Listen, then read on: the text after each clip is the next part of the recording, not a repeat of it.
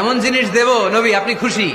নবী বলে কি দিবেন, কি দিবেন বলেন, কি দিবেন? আল্লাহ বলে ইন্না আ'তাইনাকাল কাউসার ফাসাল্লি লিরাব্বিকা ওয়ানহার ইন্না শানিআকা হুয়াল আবতার।